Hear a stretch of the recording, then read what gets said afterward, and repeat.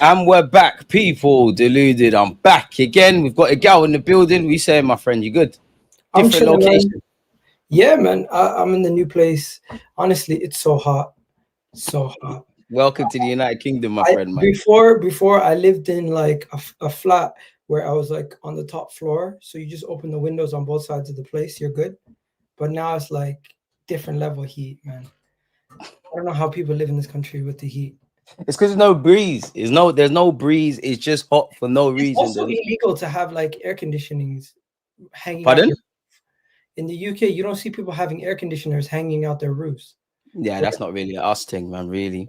Where everywhere in North America, in Canada, America, you'll see AC units just popping out of everyone's building. Canada must get hotter than this, no? Definitely, but we got AC everywhere. Best believe everything is underground to underground. You're never really outside for too long. It's like, even in the cold, sometimes I leave my house without a jacket because I never leave my car. You're even mad. Welcome to United Kingdom, man. To be fair, it's due to rain soon, man. Such is life. Like I think it's due to rain later today, like 11 and that slash early hours of the You got a morning. We need Jamaican that, top man. on. Yeah, you've been to Jamaica. It's not as bad air circulation inside the houses. Everywhere else, England's the worst place for heat because, as I was saying, bro, it's like it doesn't feel natural in this country. Like you go somewhere else, like what I think it's 31 degrees, 31 degrees in some other country, whether that's somewhere in Africa, the Caribbean, whatever you want. Yeah, there's breeze, there's some naturalness to this. This is just heat, and then it's cars, and it's just there's no shade. It's just unnatural, bro, and it's just unnatural, fam. Yeah, it's messed up. It's just a madness. That's the only way to put it. It's a humidity and air pressure thing. I mean, Arthur said it there, man. England's muggy. I'm not quite sure on that, James. Big up The yourself. But houses yeah, are not meant for hot air. They're meant to I keep saw it. your tweet about that. You're bang on, man. They're not because you know what? A lot of English houses are a lot of them are old builds. I know they're making a lot of new builds, and the older builds, like actual houses, they're heavily insulated. So that's great in the winter, quote unquote. But when you find yourself in dynamics like this, we're having the conversations like we're having right now, isn't it? Which is mad. Let's move on though, Egal, man. Obviously, we'll get into specifics like the Eze and all of that stuff in just a moment, yeah. But doesn't it feel good to be making movements? Do you feel fans were panicking far too early? I've got to ask these questions. Bro, I've been telling people stop panicking. I've been telling people relax. I've been telling people chill out. As of July 1st, you're gonna start seeing majority of the main guys coming in through the door. And guess what? Everything I said about Zubimendi's come true. Basically, they've said that it was Real Sociedad's wishes to have this deal done in the 2025 The next financial year. 2026 financial year. So at the end of the day, now it's going to get sorted. And I do think a lot of people are panicked. And I think it's by design because think about it. Arsenal haven't won. I feel like there's a lot of external pressure and it's easy to rattle Arsenal's cages where Man City and Liverpool, you can't really rattle their cages. Especially on social media. Manchester United, Tottenham, you can quite rattle their cages quite easily based on the fact that their transfer window. And then Chelsea, it seems like to me, Chelsea doesn't matter what they do, they seem to come out happy out of the end of the transfer window, no matter what, because they'll spend way more money than everybody else. So as Arsenal fans, we got to stay level-headed, and we got to understand that Berta is a different man to Edu and everybody else. The way that he does business is so different. I don't know if you're going to get into it, but Now him. get into it because one thing I like about Berta is, on one hand, I like it about Berta, but then on the other hand, I don't want to take it away. I don't want to take anything away from Berta, but I feel this is what a competent sporting director should do. I've never had a conversation with the guy, but naturally pivot. By all means, go after Rodrigo, go after Eze, but make sure we don't get left empty-handed. Now, Edu might have done that in previous occasions, but what we're told in the press is that it's one target. We're holding on that. If we get it, we're happy as Larry. If not, we're kind of fucked, pardon my French. Hey, one thing I noticed from what do you call it? How he does business. He has first, second, third targets, and the third target doesn't always necessarily have to be the most likable name. It's just somebody who's gettable. In the case that we don't get what we want. And another key thing is, do you think we would have got Kepa and Norgard and all these guys if it wasn't for Berta doing his business the way that he does it? He seems. I think. I think. I slightly disagree. I think he knows what he's doing to a level where if he sees a deal that's affordable, gets it done super quick, and then focuses the majority of his energy and time on the deals that are going to take up more money and more time. And That's what I think we need, competency. and that's where before I would think Edu and these guys were making the Mikel Moreno deal drag out. I think if Berta was doing that Mikel Moreno deal, he would have had it wrapped up very quickly. To be fair, though, I don't disagree, but to be fair, I like to be fair to everyone. Edu, it seemed like based on the Athletic articles, it seemed like there was a lot of moving parts at the club last season, and also it was a Euros year where Marino and Calafiori are concerned. I think I agree with you, but I have to be fair a bit to Edu, and I agree with that. The one thing I want to ask you on that then is, well, if Berta gives Arteta what he needs, there can be no excuse not to deliver major honours next season, no? Deluded. There's no excuses regardless. You don't get the right transfer window. I don't want to hear the manager. I mean, that's what I feel, but I got to ask you. I don't want anybody making excuses. You are not going to see excuses from me. I've said this numerous times. So you can quote me on this, and I'm holding myself accountable on this part because people keep saying, oh, you're flip-flopping. But no, dead serious. There's multiple things that I've said that I'm going to stand by. Number one, I do not think anything that happens this transfer window, coming out of it, the manager can complain because he has a hand in transfers and he's notified everybody what he wants. If it's not satisfied, you need to speak up before things go bad, because then I'm not going to hold you accountable. I'm not going to then say, oh, you get an out, because I don't think Arteta can say he has any more outs. He's had multiple transfer windows. He has multiple seasons. He's gotten us to a fantastic position where we're competing. But it's over the line time. It's time to get there. And I don't want this project to be something that's endless. It's not FIFA, bro. Don't you think the project's done? No, it's not done. And we've moved into just being a competent team in the pursuit of getting over the line now, because we've got a solid base now. We've got a solid base. Like, we're back in the Champions League and all that. The project is not done until you have sustained success. But what is sustained success with the club? Sustained success is multiple years winning league titles or domestic trophies. Is that how the Cronkies feel, in your opinion? That's how I feel about a project. I don't know about how the Cronkies feel. I think the Cronkies at times are just leaving the club to other people to run, and they don't care what they think. It's not even you think. That is how they do it. They put who they feel is competent, and they kind of leave them to their own devices. The Tim Lewises, the Artetas, previously Edu, now Berta. The less they speak, the better. The less they speak, the better. Because apparently when they speak, they start saying crazy shit like, I'll trade Jokic. So the less they speak, the better. Because you don't want them coming out here talking about potentially sacking Arteta and making bad headlines for no reason. I don't know. Some people would probably be happy with that. I want to go back to what you said about Berta in relation to the Kepa and Nordgaard in particular. I don't disagree. And I agree on the sense of Nordgaard. We got him quickly. It felt like maybe it was going on a lot sooner. But the minute Partey, we were led to believe, you know what, his future's done. We've got Nordgaard in. We'll get onto that stuff in a bit. But we got that. Zubimendi is someone we've been chasing already. I'm not going to lie to you, bro. I big up Berta for Kepa. But I think that would be done by Arsenal anyways, us needing a backup keeper and whatnot. Maybe we'd have still chased Garcia, but can you really credit him for that then? Hey, being devil's advocate. Berta's the new manager, the director of football. I mean, he's the guy running the show behind the scenes. As much as we want to, the club might have some targets ahead of time. But if I'm not mistaken, the Kepa £5 million deal thing came to light 2 months into his role. It wasn't like something that was spoken about heavily. For all I thought Bournemouth were going to keep him. So the fact that he left Bournemouth, he went back to Chelsea, he's available for $5 million. You give everybody at the club credit.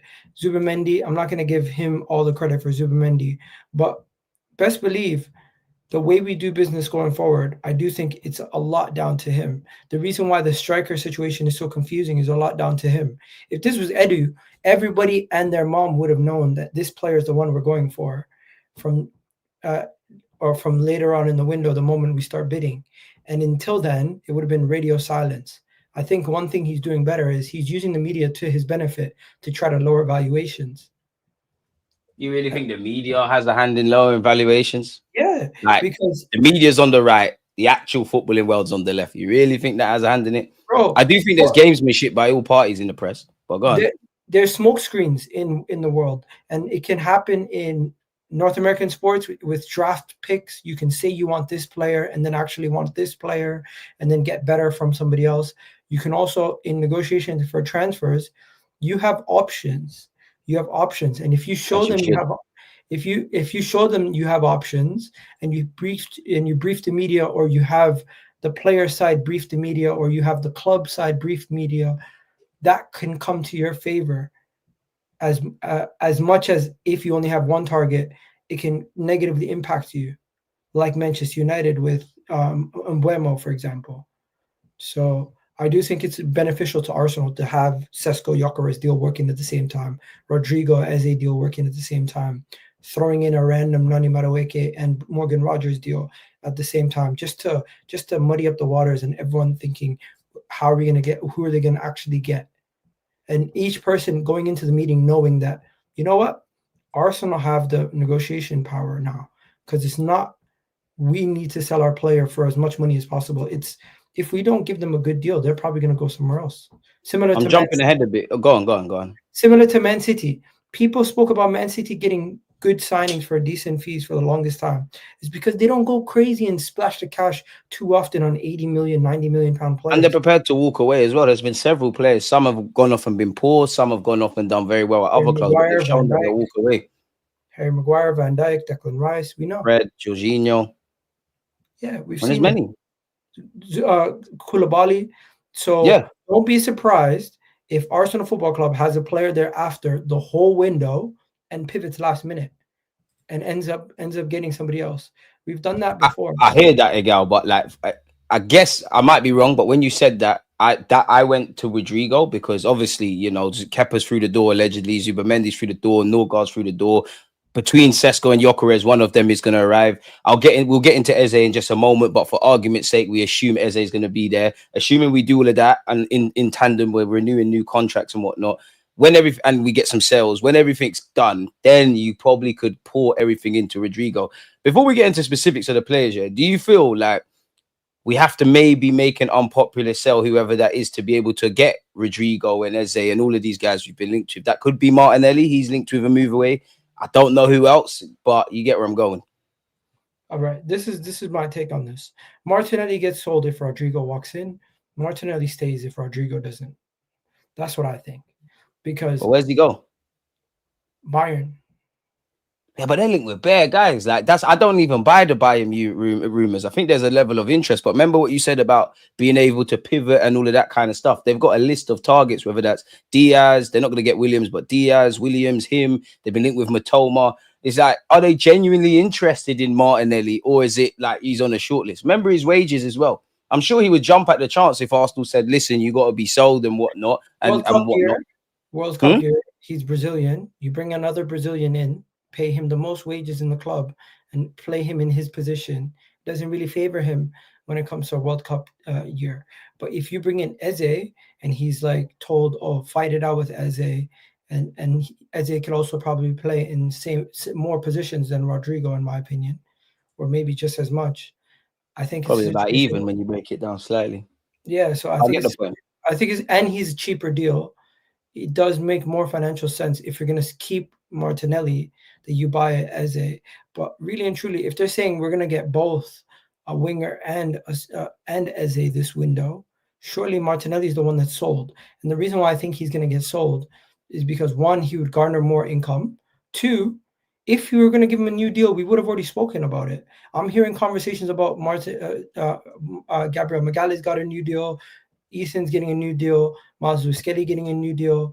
Saka getting a new deal. They're speaking to Saliba about a new deal, but no talks about Martinelli getting a new deal. It's not a priority at this moment in time. No, but that's what makes me think why he is looking at being sold. Because if you want top dollar, next season he's going to have 1 year left. You're not going to get the same money. With an option of another year. That's why I think I agree with it on one hand, but that's why I think it's not a priority. Mutually agreed, no?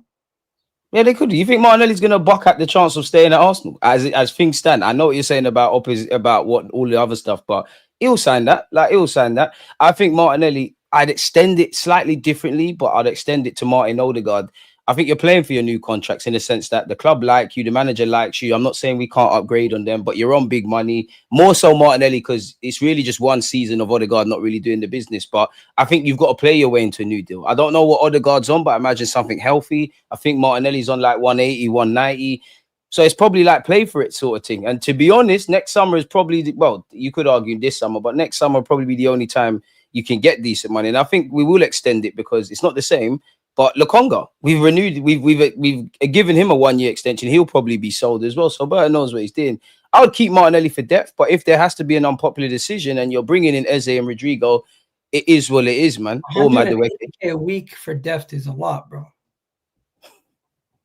Bro, to be honest, we're gonna have to get into that scenario. We want to be like certain teams. We're gonna have to we're do not that. Man City, unless We're we not start, Man City. We're not gonna have 20 players on that. Unless we start selling our women's team for like 80 mil, like Aston Villa, because some of these guys, I don't know how they do their business, man. It just don't make sense. Arsenal's women's team is one of the best women's team, and they don't go for anything near 65 million. They're making up numbers at this point in football. There's ways to get around. It's a dirty game, man. There's ways to get around FFP, but Arsenal, we just don't do that. We keep it classy. And at times I feel like we're falling behind because all these guys are doing tricks and trades. Newcastle can't find a trick and trade to benefit them, but somehow Aston Villa and Chelsea can. Should we start playing dirty on that? It gets to a point where if we start doing something, I feel like it's going to get put under more of a microscope than Chelsea and Man City. Fair. But should we start doing it? We don't have to be the biggest crooks, but if it's within sometimes you got to get your hands dirty to live clean, no? If Arsenal's women's team sold tomorrow and we can sign multiple players for 300K a week, why not? Yeah, I hear that. If another one that could be sold if it means we get multiple league titles and you sold the women's team from the Cronkies to Walmart, which is the Cronkies' wife, why not? Like, I honestly don't get it. Some people are saying, oh, you want to be honest, you want to be fair. Well, Manchester City. I want to do all of that, but this is business, this is sport, and unfortunately, morality, Chelsea, the lines get blurred. None of them are building up fairly. Like, if you want to say, even if you want to say, look at some of these guys, they're selling academy players. Yeah, they're selling academy players, but they're still spending way more money. They spent $2 billion. Bro, they spent $2 billion in since Todd Bowley's been in charge. That's nuts. And they have friggin' Joao Pedro and these guys as their forwards. They got more players than they can count. But one thing I give Chelsea, whether it's right or wrong, they do sell players, flip a little profit. So that I do think that goes beneath the surface when people discuss them. What do you make of this comment? Just trust Arteta. Burton needs to sign whoever Arteta wants. If he doesn't, kick him out of the door. I think the end's meant to mean. No, but Arteta's got a job. Berta's got a job. Berta's got to do what's best financially for the club and what he thinks is the best player to bring into the club. I trust Berta's ID and ability to bring in players as much as I do Arteta's, but they have to work in tandem. It's not one thing where it's Arteta calls all the shots, because I feel like if Arteta calls all the shots, he can sometimes make mistakes and he doesn't have the experience and know-how to realize when we're getting ripped off. Exactly. And I think if there was a scenario like Kai Havertz, I don't know if Berta would push back and say forget that, but I'm pretty sure we're not signing him for 65 million and putting him on X amount of whatever he's on the week. Respectfully. Even Jesus. It's a bit different, but I hear that. We got bumped for Jesus, bro. We zanged ourselves for Zinchenko. I think he went from like 20, 30K. I understand why they put them on this, but it makes it harder to shift these players. Like we spoke about Martinelli, he's on something comfortable. Partey will get onto, but he's left. He was on something that made it not realistic. There's a lot of big players. What's Lewis Kelly on? No clue, but I hope his wages have been quadrupled. He deserves it with his new deal. And in that 5-year period, he'll probably sign an upgraded one. Going from some people talking shit online saying he's on 60, 70K. I think he's probably on 40. Give him that 60, 70K, man. I'll put him on 100. He was on 40K. He was on 4K a week. 4K a week. Give him all the money, man. He deserves it. With Champions League and goal bonuses, he ended up making decent money at the end of the season. But what? Lewis Kelly's got goal bonus. They zanged him then. Miles Lewis Kelly, yeah. He had a goal bonus. You're a defender / midfielder, and you're not a goal scoring midfielder. Bro, you got a goal bonus. When you're on a youth scholarship, you get match bonuses, which match bonuses. Yeah, but if he's got goal bonuses, you're never gonna back. And you get bonuses for playing in the Champions League, bonuses for playing and getting goals. So, for example, that goal he scored versus Man City, his first goal, his paycheck went from that game from $4,000 to at least a couple more because of the goal. I hope his base salary is something very healthy, man. Yeah, his base salary now is probably going to be 40K. I hope it's a bit more, but he deserves it, man. Big up Miles Lewis Kelly and congrats on the new deal. I mean, we got to get into this then, Egal, man. Like, obviously, if anyone's been living under a rock, Arsenal would be looking to do a deal for Eze at a lower price than his release clause. It's unclear whether a sale would need to happen first to facilitate a move, but this would be separate to their pursuit of a striker or a winger. And apparently, we don't plan on paying his release clause. What do you make of that? Simply put, this is a good deal. This is somebody who I like. This is someone who we should go for. Premier League proven, has stepped up in games in the league, stepped up in the FA Cup on numerous occasions. England international, 27 years old, coming over from Palace to Arsenal. I've seen that story before. Could be a club legend in the making if we sign this guy. Whoa, legend. I don't want to jump too far ahead. I don't want to jump You too can't far. say you don't want to jump too far if you said club legend already in the making. Whoa. Because I see the vision. I see the vision. You got Yamal and Nico Williams for Spain. They're trying to get them together at Barcelona. You got Rodrigo and Vini play for Brazil, and they play with each other in their national team also. And you could have Bukayo Saka and Eze, two guys playing for their club and country. It could massively benefit the chemistry of the team and the chemistry with those two.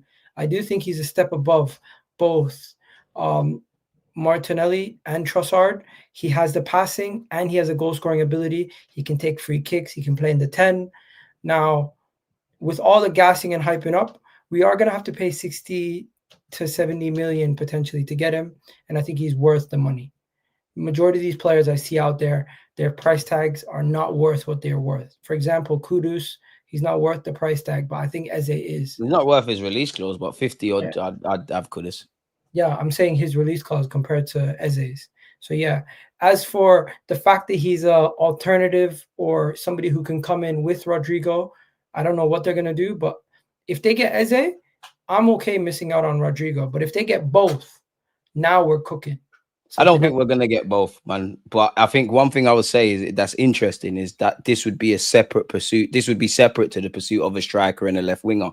I think if anybody saw anything last season, you know, we need bigger depth and a squad and everything. So let's just remove Rodrigo for a second and just assume we get either Sesko, Gyökeres, Eze comes through the door, and Joe Bloggs, who's a left winger. I wonder what that means for Eze. Are you going to be seen as a left winger, a 10, an 8, competition, potentially a starter? Are we going to change the dynamics? He's also played as a false 9. I couldn't be more for this Eze deal as well. We'd bring him home and whatnot. But I'd say that's the thing that grabs my attention the most. In that, I'm sure. Is Eze what do you call it? Is Eze coming in to be part of the a 3-man situation, or is then Martinelli gonna go? Because I think if we bring in Eze, Martinelli could stay. But if we bring in if you bring in Eze, like it says a separate deal. So let's just assume everything happens. You get Eze, you get this random left winger, whoever that is, and you get a striker. We need depth in it. Like this tells me that you're on doing this because obviously we have to sell.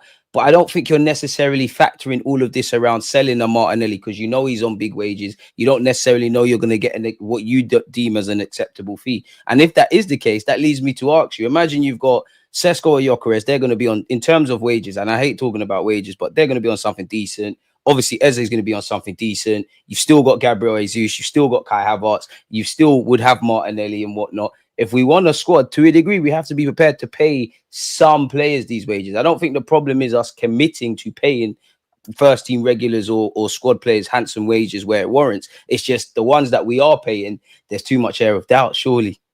Bring Eze home, do you think we benefit more from selling Martinelli for big cash or keeping Martinelli?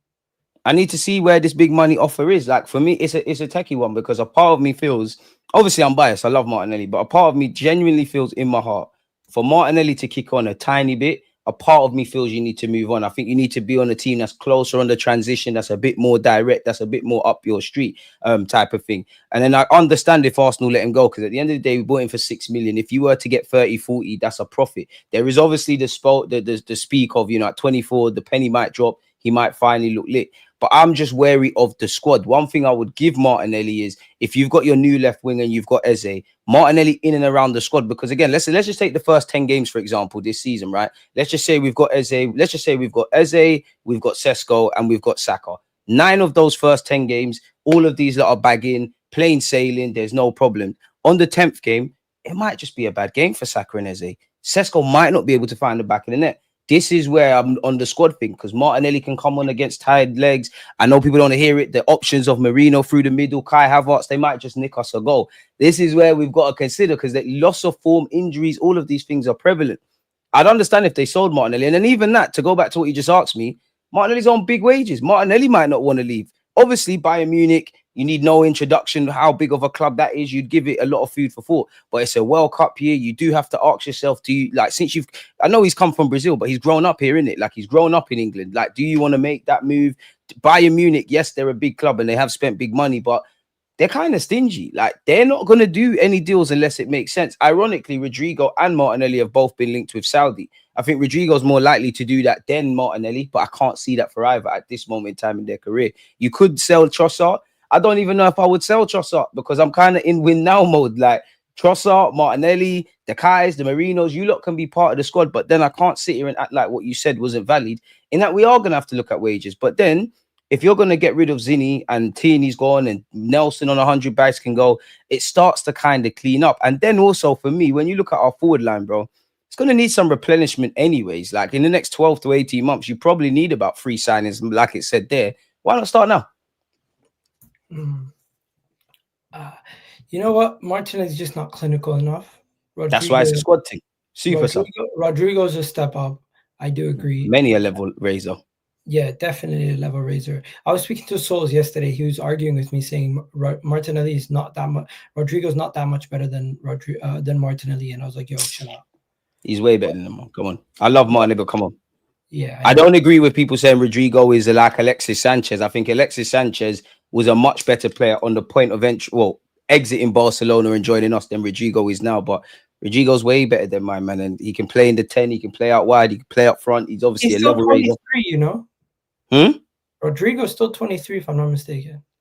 Exactly, and he might relish, obviously, anything beyond Real Madrid's a step down. But you're not the only big dog, but you're the big dog now. There's no Vinicius, there's no that. You're the guy now, so maybe he could relish that. I don't know about you. We'll get on to Rodrigo, but I can't see it happening. Which is why, for me, obviously, if you offer me Eze or Rodrigo, I more want Rodrigo. It's a star. It's all of that. Take nothing away from Eze, but for me, you have to. Pardon? I still believe in Martinelli. I like Martinelli, but going back to this, I just think Eze, it's still a difficult deal, because if I'm Crystal Palace, I'm saying you need to hit his release clause, and if you don't want to hit his release clause because of your budget, the deal has to make sense. There's no paying us 20 years from now, because everyone's going to be onto Eze. But it feels like there's more of a realistic chance, because Palace probably know he's going to move on, of us getting Eze and us being able to move with speed than Rodrigo, because we're relying on Real Madrid making it abundantly clear, whether that's Real Madrid or Xabi Alonso, that you're not going to get the level of football you want here. And Rodrigo, with a heavy heart, saying, I want to leave Real Madrid. Similar to Martinelli, Real Madrid's all he's kind of known. And even if Xabi Alonso says, you know what, you could get a chance, this and that, but you're not going to get the football, who's to say he wouldn't just say, you know what, I'm going to prove the manager wrong? I don't know. So I'd rather Eze, Gyökeres / Sesko, go and get them ones through the door, do everything else we need to do. If there's a chance of Rodrigo and we've done the bulk of the business, then try and get him. By all means, go all after him. But I don't want to spend the summer, what felt like with Rafinha and Nico Williams, we're chasing a player ultimately to get nothing, and then we're underwhelmed on deadline day, which is mad. You know, we don't go for bums, though. I'm willing to wait for a player like Rodrigo, because it's not like you're waiting for, I don't know, Kudus right now. I feel like... So you leave the left wing position open. Forget Eze for a sec. Let's just assume Eze's deal's off the table, because it's still ain't advanced anywhere. Yeah. There's a chance of getting Rodrigo, but we need to get a left winger in. You would be prepared to obviously get your striker and let this kind of left wing thing play out all the way in the hope we get Rodrigo, which I hope we do. No, you know what I would do? I would try to get both Rodrigo and Eze. Bring them. And in that case, I would sell Martinelli, I would sell Trossard. And I'm not gonna lie to you, even if it meant sacrificing one of the young G's like Ethan, I would Egal. I would do it with a sell-on clause or something. Egal, no. I know you're saying no, but at this point, no. I am just about what is going to be the most beneficial to the first team. And I don't care about all this stuff about, I like Ethan, don't get me wrong, But I just want, if you told me the only way I could get Rodrigo and Eze this window is sell Martinelli or sell Ethan or sell somebody like that, I will be willing to bite the bullet. Martinelli can go. Ethan, no. We got to find another way. We got to find another way. We have to find another way. Hey, only reason why I brought it up is because I was speaking to someone and they're like, yeah, what if it meant Ethan had to go?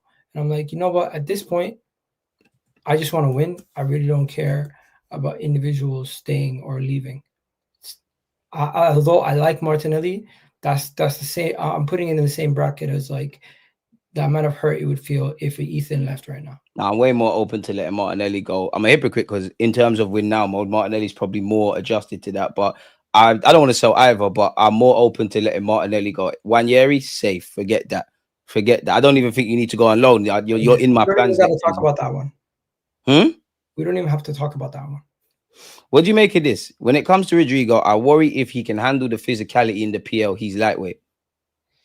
Are we forgetting? are we forgetting that there's a lot of wingers in this league that have teared it up, that are same height, same build as Rodrigo?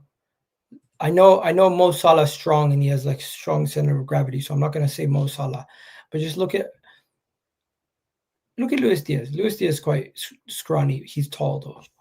I can't really think of Rodrigo getting really bodied. I don't watch enough of him in La Liga to see him getting punished. Most of the time when I'm watching is he's not using his pace, he's not using power, he's more using finesse to get past players. And I think that translates. It doesn't matter what league you're in, that translates. If he was somebody who had to use his physicality and his athleticism to get past players, then maybe we'd be worrying about that. But I do think that's another factor right there. But yeah. I'm not sure the context of this.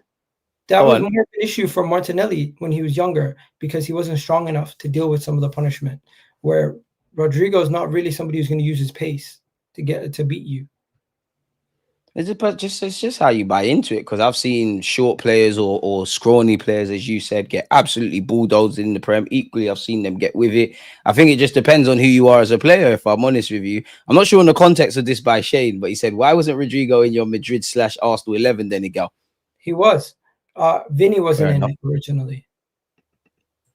Fair enough. Most Brighton wingers are lightweight. This doesn't mean anything. Go on, Egal.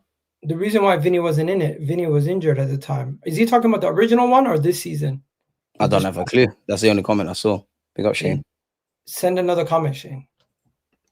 8 goals, 8 assists. Eze brings the same numbers as Martinelli. To be fair, when it comes to Eze, some people are concerned about alleged injuries. Some people are concerned about the statistics. Like, I think everyone can see versatile, great player, Premier League proven, former Haylander, all of that. But his injury record, apparently, and obviously the number of goals are something that doesn't convince. So what would you say to that?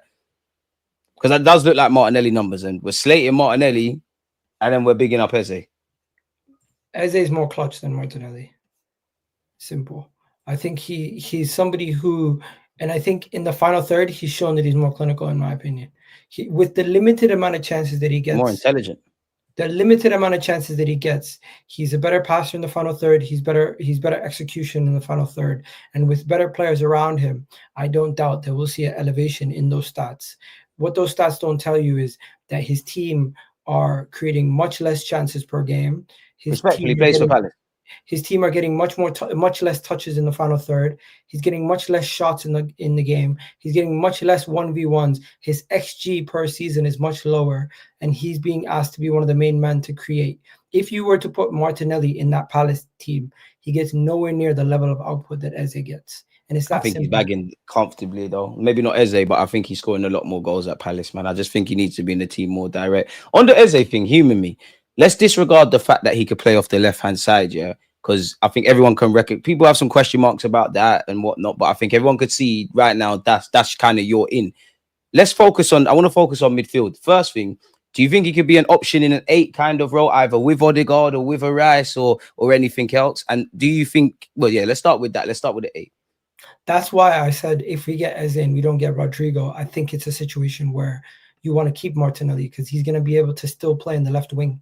Eze, I could see Eze playing in the 10, pushing Odegaard deeper into the midfield, Or you could have a situation where you go when you need to break a low block, you go with Zubimendi or Rice in the DM, and you throw both Odegaard and Eze in the midfield.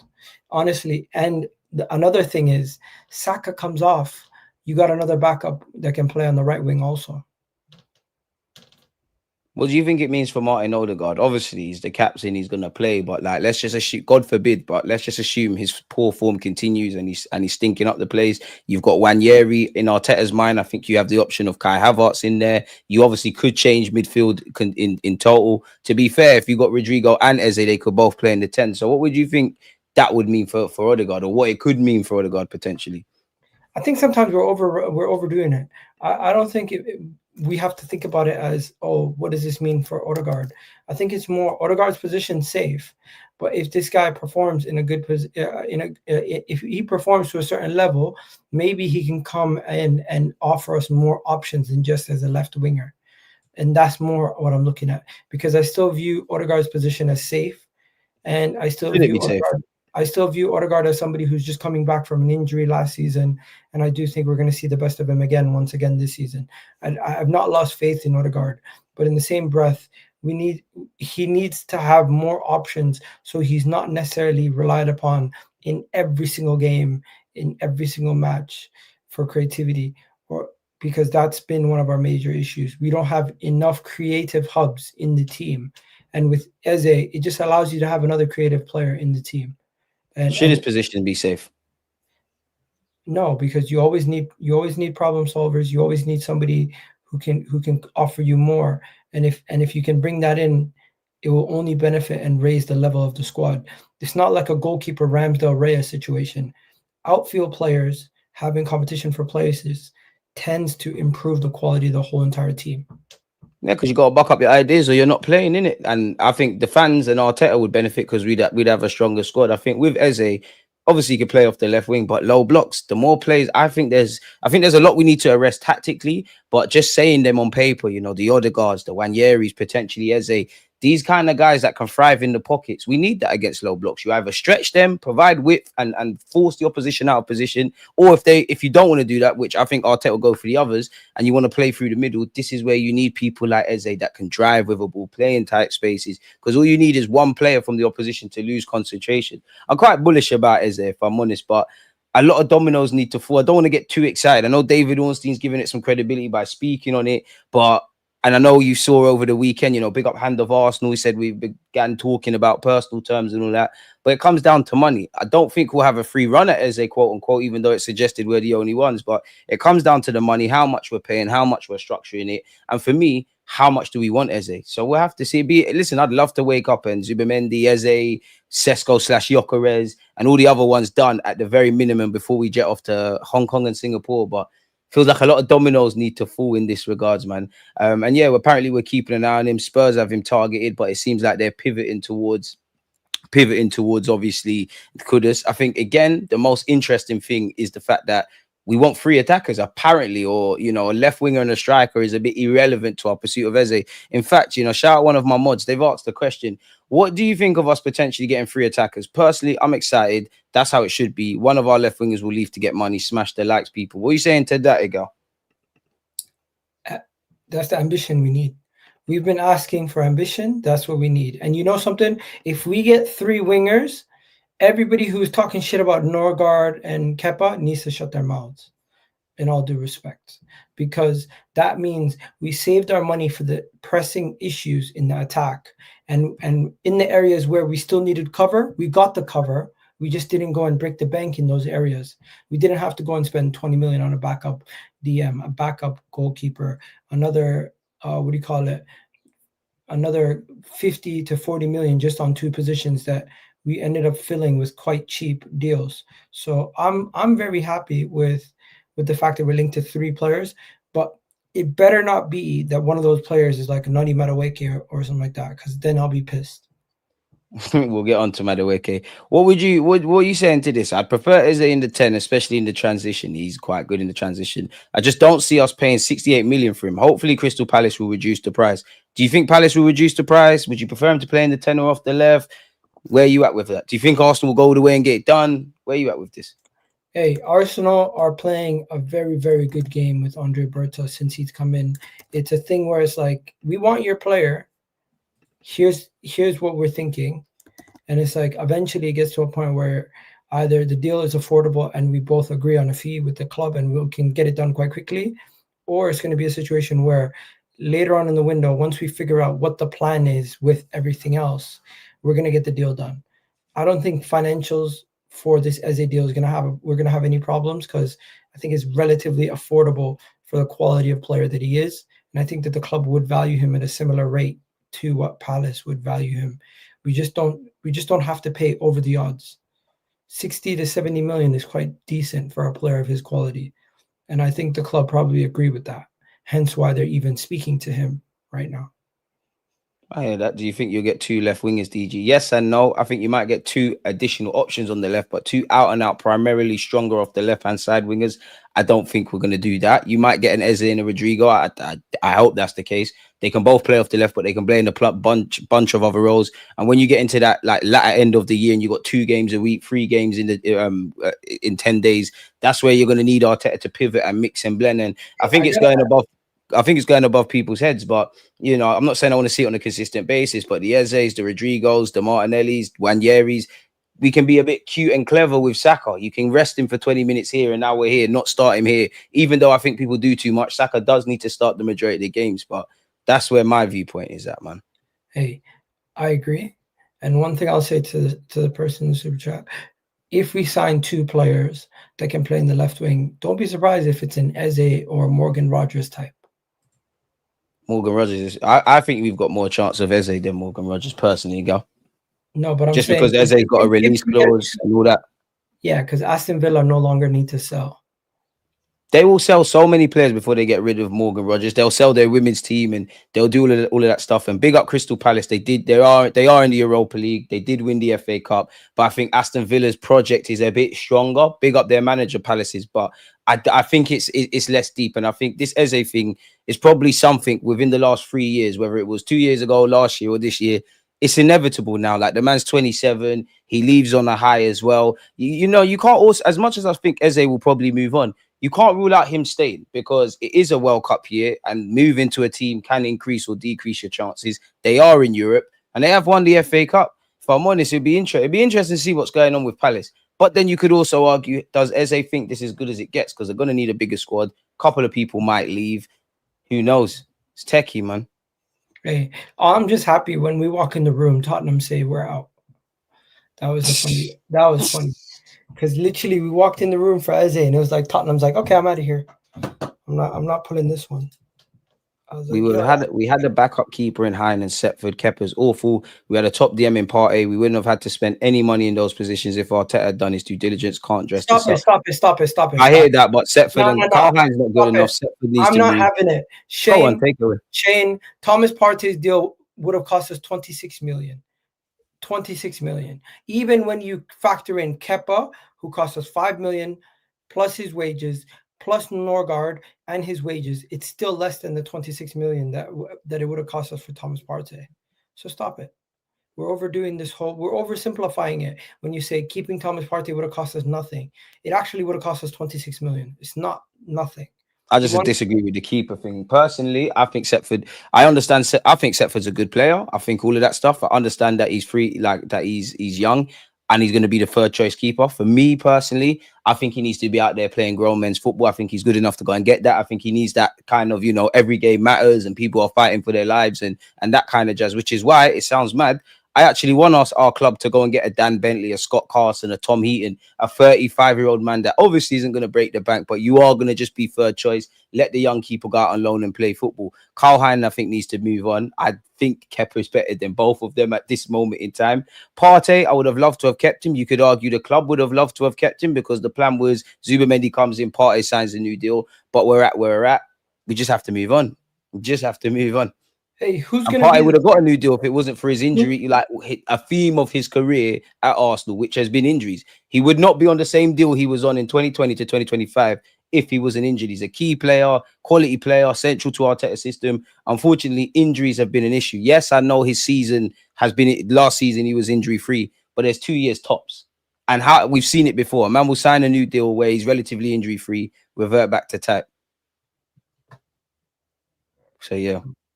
I don't think Thomas Partey. Shane saying there's no evidence Partey asked for more money. I think that one there, Shane's a bit naive, but fair play. There's no evidence. He literally did a video where he said, "I'm leaving it to my agent." Yeah, at this point, it's about what do you call it? Honestly, forget it. Pardon me? Honestly, forget it. There's no point. There's no point. We're talking about hypotheticals at this point. I will ask you one thing though. On one hand, you've got Zubimendi and Partey. On the other hand, you've got Zubimendi and Nordgaard. What's the better midfield options of like the two suggestions? Zubimendi and Partey. So have we taken a step down in midfield then? No, because Zubimendi is an upgrade or on the same level as Partey. Norgard is an improvement on Jorginho from last season. How's he an improvement on Jorginho? For those that don't know. Jorginho wasn't able to play as many games. He wasn't as available. And on the transition, he will cost you, where Norgard is a lot better on the transition defensively. Where Jorginho's strength is in the attack, I would say Norgard maybe not be as proficient in the final third as line breaking passes and everything, but overall game he'll offer you more than Jorginho at this point. In terms of availability, player for player, obviously Jorginho's legs aren't there, but I just think he's a better player. His speed of 40, he's a different midfielder, isn't it? Norgard, I understand the frustration because we were getting these kind of players that don't really move the needle. I actually am very bullish on Zubimendi, but I think fans don't really care about Zubimendi at this moment because we've heard for years, at least at the very earliest January, that my man's going to sign. I think in terms of availability, it's great. I think the big thing is that I saw my club pivot quickly. I like his experience. I like his availability. And I just like the fact, I think we're losing too much experience in midfield. That leads me to ask you, not that are you necessarily concerned, because I actually think Zubimendi is a level raiser. I'm quite bullish as to what he gives us in midfield, not just in the six, but in the attack, in the opponent's half, in it, like not necessarily goals and assists. But he does need to adapt. There is that scope of needing to adapt and get to speed. Do you worry then? Because then even that, I know Norgard's Premier League proven, but he's never kicked a ball for Arsenal. It's two different, similar to what Brentford and Arsenal do, but very different team dynamics. Zubimendi hasn't played a game in this country. God forbid if Rice gets injured. Are you worried about any potential bedding in periods or anything? Or God forbid Zubimendi gets injured? No, because we still got Declan Rice, we still got Mikel Merino, we still got Odegaard. We don't necessarily need every single one of our midfielders to come in and play right away. It would be nice if they did, but once we see how they perform in preseason, we have a better understanding of how we're going to use them. I think people are going to be quite impressed with Zubimendi and what he offers us, because the best part I feel like the moment where Declan Rice was playing with Jorginho was where we looked at our best at a certain point. The first title challenging season, second half of it, when Jorginho was playing with Declan Rice, we looked really comfortable in that period, having another ball playing midfielder who's able to make some better passes next to Declan Rice. Oh, Zubimendi is going to be fucking brilliant for this football club. There's going to be rocky roads, but he's going to be fucking brilliant. I would have loved to have kept him and Partey. I think that was the first thing, but that man is going to be fucking brilliant. And he needs to be, because Mikel Arteta has chased him. I'm very bullish about him. Thomas Partey had a contract on the table from Arsenal. He rejected it. Do you know what? For me, with Partey, I can understand him. I know football's tribal. I can understand Partey wanting more bread. If you really think I'm that important, if I'm looking at it from a Partey perspective, if you're trying to replace me for out and out quality, excluding Zubimendi, then you could argue giving me a deal is cheaper than going and finding another one. Obviously, with Arsenal, I could understand. Listen, Partey, we like you. We're trying to pattern up the wages. We're trying to, be a bit tougher in negotiations. We don't simply think you're worth it. The age you're at, you might get injured again. I understand it from both parties. Let's just move on, because if we're honest, we should have had the Partey replacement a long time ago. I go back to when Declan Rice signed for our club and we had him and Rice. Now, obviously, in hindsight, Kai Havertz and Rice were the two midfielders that were brought in, and we tried the thing there. That summer, I wanted Lavia, because I just felt at the time that was like the tiny kind of Partey, if that makes sense. Would you make of this comment? Norgard has never played in a big side or in the Champions League. There's no evidence to prove he can do it. Only 9 months younger than Partey. On less wages and a less transfer fee, but yeah. Would you make of that? We're ignoring the most important part. It's not about his age or anything like that. All things the same, Obviously, we keep Thomas Partey if he's on the type of wages Norgard would be on, but he rejected 200K. He rejected 200K. He clearly wanted more. Arsenal's not going to put him on 300K, 300 or 250 a week. And Norgard, yes, he doesn't have the experience. Yes, he doesn't have, what do you call it, everything that you guys are saying in the winning multiple trophies in other clubs in his life. But hey, everyone gets given a chance. At the age of 31, he's making a move to a big club because of our circumstances, and he's a fifth choice midfielder. He's not being asked to be the best midfielder at the club. He's not being asked to be the second best midfielder at the club. He's being asked to be part of a unit. And I think he has the experience and the know-how to be able to come in, and with Premier League experience also, that's important. We're not going and getting somebody from Spain, somebody from Italy, somebody from Belgium. He's coming in from another Premier League club. Hey, I don't think it's the end of the world. People are kind of overdoing this whole midfield shakeup. 2 went out, 2 came in. Has the quality improved or gotten worse? I don't think the quality's gotten worse. That doesn't even necessarily mean we've improved our depth in that area. For the devil's advocate, I don't think we've improved our depth, but in the same breath, I don't think we've gotten Eze. That's another option in there. I don't think we've gotten worse. I think people over exaggerate Thomas Partey's effectiveness and importance in the final third for us to win games. As a midfielder, he did not really have the best season as everyone's saying. Everyone overrates Thomas Partey's performance. I think that's a bit. I hear that, but I do think he had a good season last year. I think Thomas Partey had a good season. Yes, he was definitely one of our best, more consistent midfielders. Was he the best midfielder, as everyone's saying in the chat? No, he wasn't. Declan Rice. I'd give it to Rice, but for the majority of the season, I think it's like first half of the year. I think Rice was 6 out of 10. Then he came into his own the second year. I think Partey was very consistent. I think there's been times he's messed up. If I'm honest, Egal, I think a lot of people are dishonest about Partey. I don't know if that's because of the player. I don't know if it's because of the off-field rumors, which we don't condone. But he's either been fucking amazing or he's shit, and that's not true. Partey's got a lot of baggage. He was all right last year. What he's been durable last year. He stayed fit for majority of the season. Which is why I can understand the club saying, Could that also be due to the fact that he's playing for a contract? Number one. And this is why I'm saying I can understand the club saying, you know what, the P's in it. It can't go beyond. Also, people don't look at things from a financial aspect. People don't look at things from a business aspect. People don't look at things from an aspect of, does it make sense going forward for the next 2 years? We need to move on from Partey a long time ago, man. For the next 2 years. All the things we need this summer, we should have done years ago. I'll be real. Hey, we got a new director. He's come in. He's making things happen. I think last season, defensively, we were solid because of the likes of Declan Rice. Passing the ball progressively and everything else like that, you can give it to Partey. But Zubimendi's a better passer than Partey. We're still going to be as solid defensively without Partey. And in big games, big moments, I seen Thomas Partey have games where he stepped up versus Man City. I also seen him have games where he absolutely bottled it, like the game versus Aston Villa, where everyone in our team, crucial to throwing away a 2-goal lead. I hear that, but the whole team has to take responsibility for that. It's I don't see people holding Thomas Partey accountable for his mistake. But that's where I disagree, because he did make a mistake in that game. You're right, but it's a bit like when people look at 2 degrees Jorginho and Zinchenko against Aston Villa when we lost at the Emirates, like I think the year before that actually, because it was summertime. It's not just Zinchenko's fault. There's 90 minutes out there. Everyone's fucked up. If we go 2 goals up and we do not win, every player who's come off that bench, started, and the manager, everybody has to hold flames. Of course, I might have made a mistake in the first one winning, but that is one thing I hate about football fans. It's always one person's fault and the whole scapegoating stuff. And we would have won the league if Zinchenko never made that mistake and all of this kind of stuff. What about all the times the man fucking did good things for us? And if we are in a case where I'm exaggerating a bit, but we're at Anfield, we're trying to close out a game, Zinchenko's on the pitch. That's why I'm looking at my manager. My point being, W's, L's, and draws are all sharing together. We're all in this thing together. I do want to ask you one thing about. I do want to say something on Norgard as well. Go on. I just don't think people realize that there was never a guarantee that Thomas Partey was going to get a new contract.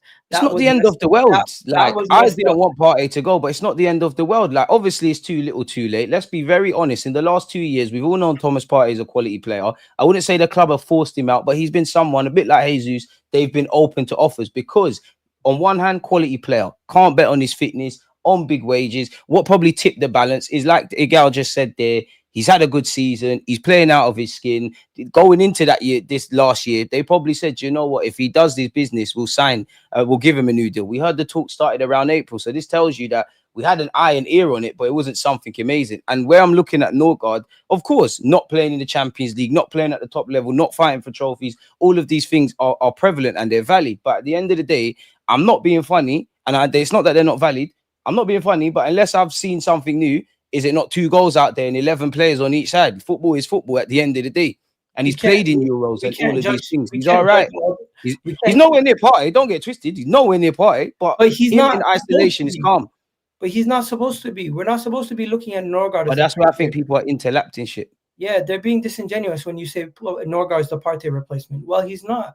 Zubimendi is technically the Partey replacement who's going to be starting.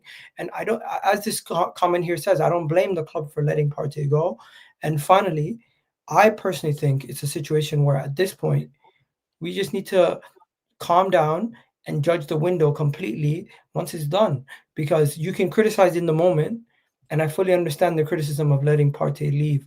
But the fact that we quickly pivoted and got somebody else in right away, I'm happy. Because imagine if it was just Zubimendi and nobody else coming in. We would say, yo, we're short. But now there's Norgard. All of a sudden, people are saying, we don't rate this signing, hence why we're going to bitch and get mad. And I think there's a level of having to calm down and be like, hey, well, if I would have told you 2 weeks ago that Partey was leaving and we were going to bring somebody else in right away to replace to fill in the squad hole, you would have been okay with it. It's like this comment says here, shout out Social Jones. Partey's skill set will be missed. Hard to replicate it, but it's over. Move on. That's where I'm at. I want to ask you on Norgard, yeah, does his injury record, can you see this? Or do you want me to zoom in? What about this? Can you see it or you want me to zoom in? I can yeah, because some people have said I don't think there's anything here, but that's nothing. He's missed 7 games out of a 38-game season. He then missed another 10 games out of 9 games out of 38-game season, and then doesn't get in the last 2 years though. Doesn't get injured. You have to go back a few years for the ankle and that. Yeah, doesn't get injured for 2 more years where he plays pretty much every game. What are we talking about? Like, we're overdoing it. Yeah. I got you to ask the questions. I want to, Arsenal have an interest in Rodrigo. We've touched on him. We can forget Nico Williams. Me and you have previously spoken about Anthony Gordon. What do you make of Morgan? Well, you've touched on Morgan Rogers, so I know you like him. What do you make of Madueke rumors? I think it's. I saw your tweets. You're not with it. Don't lie now, guy. You know you're not with it. You're not on it. I think it's third or fourth choices. I don't want nothing to do with him personally. And I think Nani Madueke does not improve Arsenal. I think he would be a downgrade on Ethan. And what if Arteta wants him? We'd be spending 50 million on nothing. It makes me sick to my stomach that I see him even imaged in an Arsenal kit. I think he's arrogant. I think he's not a good character to have in the dressing room. Based on what I've seen at him at Chelsea, basically fighting. Oh, God, that's a bit harsh. He's not a guy to have in the dressing room. I'm just saying, when you have guys taking goals off defenders, saying, "Oh, I need it. I get paid for this." I'm like, is that really the kind of character you want? Ain't that good mentality though? On the flip hand, because I don't think Madueke is the guy, but I actually like the fact that he believes in himself. Taking a goal off a defender off the line and saying, "Yo, I need it. This is why I get paid," is a mad thing. I just forget about all of that. How does that mean he's a bad character in the dressing room and all that? Forget about all of that. I don't want him, but I like to be fair. The main reason why I don't want him, number one, is because I don't think he improves us. Even as a backup, I question if he would be happy as a backup and if he would even be getting enough game time. I don't think he will. Backup. No, and this is where I bring in the character part. At Chelsea, I've seen certain things that I think would be problematic if he was a mainstay. He definitely thinks he's better than he is, but I've seen good players that think I've seen guys that can do everything with a football. They don't believe in themselves enough, and I've seen shit players or players I don't necessarily rate over believe in themselves. Irrational confidence is good. Irrational confidence is good, but when you're being asked to be a role player, irrational confidence can be negative. I don't think he wants to move to Arsenal. And what I mean by that is, I think obviously if we came calling and Chelsea said sell him, side note, because of the fact that we buy Chelsea players and they got to sell players, that's what makes me give fuel to this, and it could be a backup and all of that jazz. But I think he would listen to Arsenal. You stay in London, we're a big club. I'm sure he can talk to his England colleagues and whatnot. I don't know if he wants to play off the left-hand side on a consistent basis, to which you might want to play on the right-hand side. We all know who's there. I wouldn't want his update.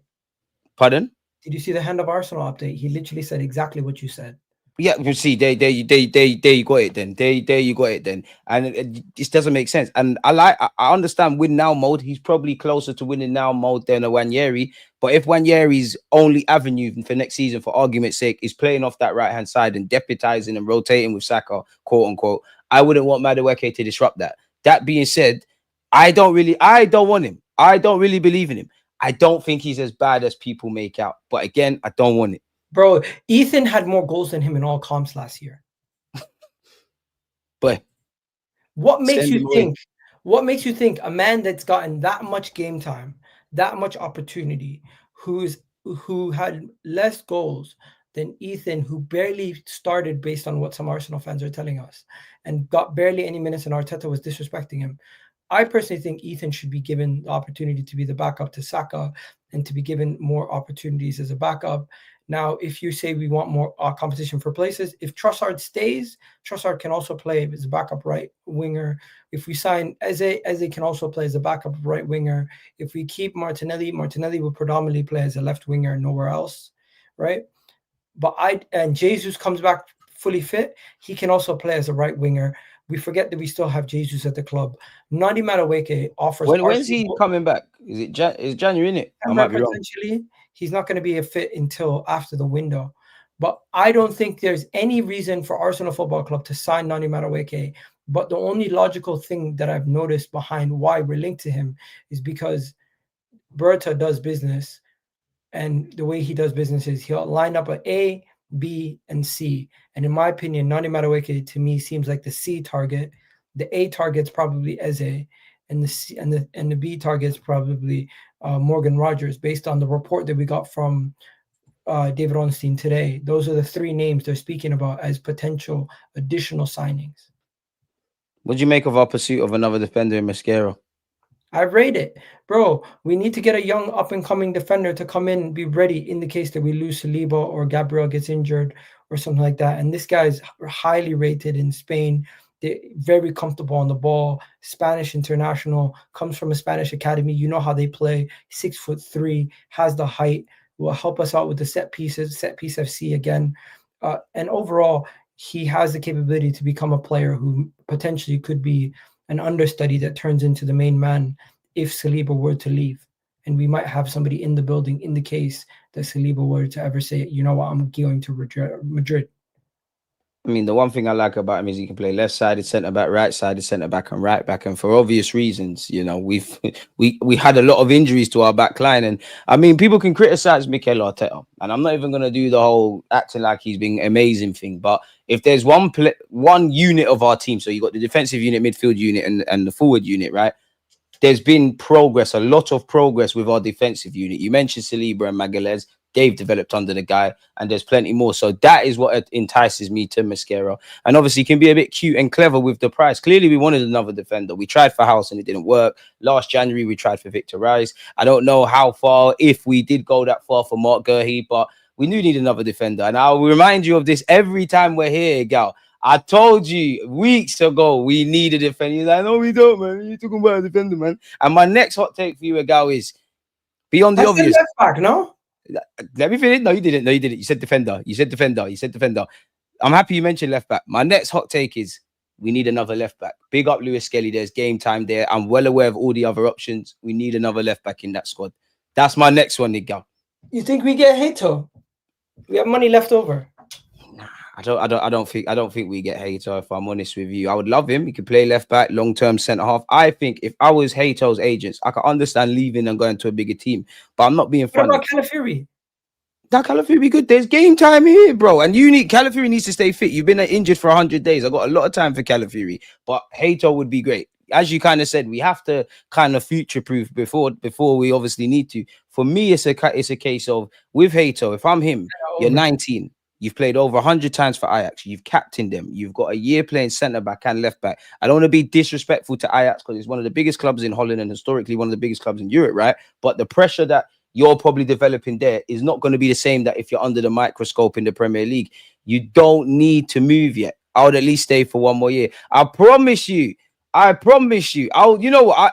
Listen, I very rarely do the chest thing. I'll say I'm wrong. I promise you a left back arrives, regardless of what we think we're doing with defenders. I promise you, look, a left I back think if arrives. we bring in Mascara, we don't bring in any more defensive cover. All right, let's see. I could be wrong. Same way, if we were to have brought in Hato, we wouldn't bring in any more defensive cover. I just don't think we're going to do the hate. We're not going to do the hate thing because what's that about? 40, 50 quid. Who else are we linked to? That's a left back. Not really anyone, but that's my point. I don't think we're going to get Hato because I think he's going to cost 40, 50 quid. I think if we get a left back, it's a cut price kind of thing, like with the Mascara thing. 40, 50 quid on Hato potentially, 60 odd whatever on Eze. Anything from we got Calafiori. Yeah, big up them. I'm aware of that. 60 odd million, 60 to all the way 60 to 80 for either Sesko or Gyökeres and whoever else, all the other fees you add them up. I just don't think we're going to go for Hato. Timber can play left people back. need to remember Luka Dean was at the Emirates early in the season. Kivior and what do you call it? Timber can also play left back. Yeah, Kivior, you don't need to play. You're right. But that's what I said. I know we've got options. I know Tommy can go there. I know Calafiori can go there. I know we've got Lewis Skelly. I know push comes to shove, Timber goes there. I'm aware of all of that, you know. I still think we will sign a left back. Hey, I think we're preferably with a different skill. We're going to sign a goalkeeper, defender, 2 midfielders, a striker, a left winger, and I think maybe one more. So 7 max. I don't see a place for another. That you're saying basically 8 maybe. We're pushing it now. What? 8? What are you talking about? 8 left backs, or do you mean 8 players? How many forwards do you think we're going to sign? 2. Okay, so you're saying 7. I hope 3, but I think 2. You're saying 7 signings then. Striker, left winger, centre half, keeper. I think a left back arrives. What else have I missed out that we've done already? Centre mid with Zubamendi and Norgard. That's 7, innit? Outgoings, you never know. Big up Malaysia as well, by the way, in the building, man. It's a lot still. I don't know. 7 ain't a lot, man. And but do you want more depth or not? The man want more depth in this thing or not? I want depth, but bearing in mind, some men are still gonna leave, you know. We've been talking about maybe, just maybe, a Trossard, a Kivior, or Martinelli. Bare man, and they're the maybe leavings. If then you've got man that need to cut. Sold, then maybe. That's fair. Maybe with a different skill set at left back, but yeah, 8. I'll be amazed if we get 8. But if we go on the club, they say they want 3 forwards. Or to be fair, the club haven't actually said that. We're told that we want 3 forwards, whether that's 2 strikers and a winger, or a versatile guy like Eze, an out-and-out left wing and a striker. I don't know. Well, we need to look after the depth. Eze, not even Madueke. Well, I'll be pissed. You know what? If Madueke signs for Arsenal, I'll give everybody support, but I don't want to see any Arsenal fan dress it up as this is some outsmart in the market and Arteta can get a bit out of him. No. They're going to do that. You're going to have a guy singing Madueke songs. But then Arsenal, and again, like what you kind of alluded to, regardless of who is brought in, we need to be getting over the line. Whether you have 2 strikers, no strikers, you sign your plan A, plan Z targets, make sure things happen. What do you make of the Gyökeres stuff? You know, we've heard he split up with his girlfriend. Obviously, he's not returning to pre-season. Do you think we're getting going for Gyökeres? Apparently, 60 million clause is now active. Do you think Gyökeres? Do you really believe Gyökeres is the one Arsenal are going for? Or are you tending towards Sesko? Bro, man's going through a lot. He split up with his girl. What the hell? He's doing everything to get this move, man. The man's depressed out here just to try to get a move to Arsenal. I don't know, man. I think at this point, if he wouldn't have to go through all of this, if Arsenal were really serious that he was going to be our number 1 guy. It looks messy with Sporting, if I'm honest. Very messy. You know, Sporting basically are saying, we have a price, but we're not paying it to you. And it's like, what? Basically, they want us to pay the English tax because it's us. Because they seen, what do you call it? Because the Premier League club. Because gentleman's agreement has no place in business. Because they seen Zubamendi and what do you call it, Cunha deals. They're like, yo, we don't want to sell him anymore for cheap. Are they wrong for that though? I think they have to hold their word. I hear you, but this is business. Unfortunately, like gentleman's agreement doesn't go anywhere. I would love if it, you know, even if he doesn't sign for us, you know, Gyökeres has kept to his word, Sporting has kept to his word. Unfortunately, this is business, rightly or wrongly. When I remove how you should conduct yourself, are they wrong for saying Cunha and this one cost, etc., etc.? 27 years of age, Gyökeres, in a day and age the striker market's dead. Premier League clubs want him. We want top money for him. I don't think they're wrong for that. Look at what that says. Gyökeres clause is now active, and then the second paragraph, just to end it, they will have to compensate the agent with 10% of And the they value. probably owe Coventry some money if they do sell Gyökeres. There's probably a sell-on fee there. So if a bid is made and they reject it, if I'm not mistaken, they will have to compensate, right?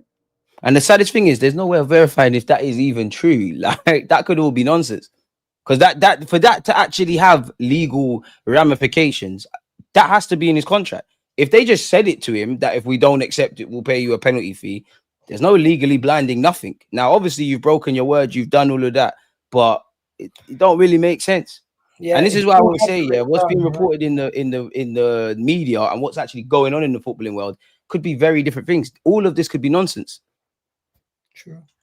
If it is nonsense, that's crazy because it's like, why would you have all that out there It's if dumb. it's And nonsense? apparently, Sesko's Maybe release clause is dropped as well, just to add to this convo. Berta's doing magic. If he gets both, if he gets Sesko for 50 something million, or he gets Jokeris for 60 million, either way, he's done well lowering the valuation of those players. I said both of you need to kick the cup and get a grip. I don't know what you're talking about there, but it's the 1st of July. Happy new month to everybody. If you that's how you feel, fuck off, bro. What like you just want to say cool stuff. But anyways, what do you make of the price tag dropping? I think Berta's done well if this is true, and he's been able to lower the price from the 99 million they wanted to 75 million euros, which is 60 million pounds. I've got to ask you whether we sign Sesko or Gyökeres and Eze and Rodrigo. Let's just assume we get Sesko or Gyökeres. You get Eze, Rodrigo. You've got all of these options. Are we sorted? Like, is that it? We put these players on the pitch, we're scoring more goals, everything's great, or is there something for Mikel Arteta to arrest tactically? Bro, I think as long as we're solid defensively and our midfield solid, if we sign two or three attackers, we are ready to go on to move on and win this league. So there's nothing tactically Arteta needs to evolve. You just slap better players in them attacking in the attacking third, and we're lit now. Yeah, you just play to the strengths of your team, though.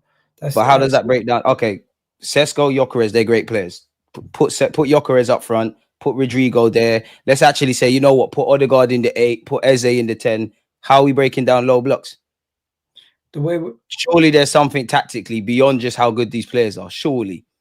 I'm not gonna lie to you, Deluded. I have not looked at the tactical breakdown of how we're gonna play with each player. No, I'm yet. not asking you that. I'm just the only thing I'm asking you is, does signage just necessarily guarantee all our issues? Because for me, I think it's part of the job.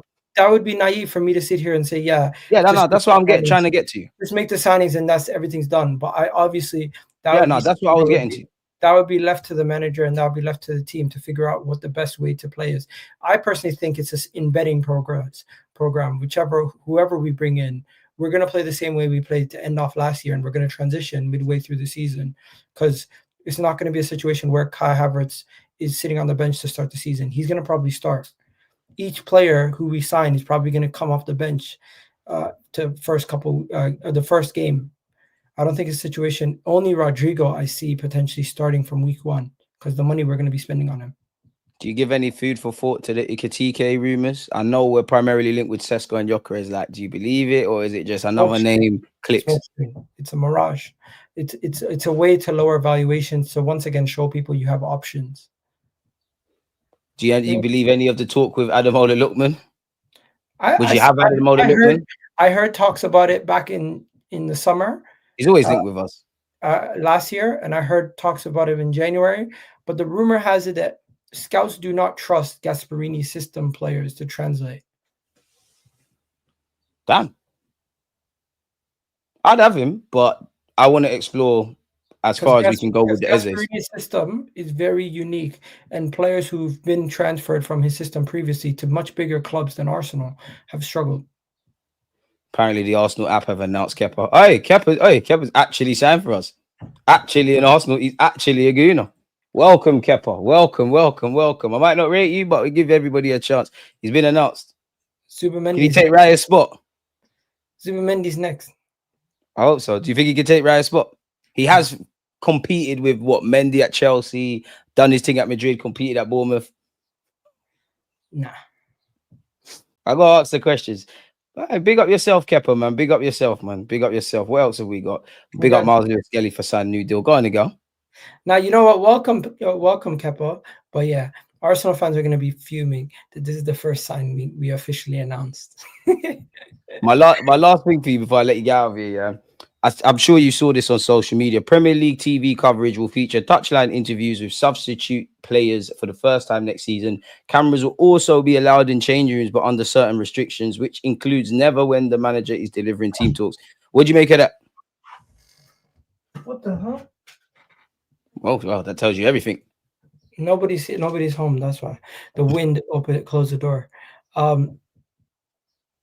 Bro, I like this. I think people need to calm down. There's nothing wrong with change.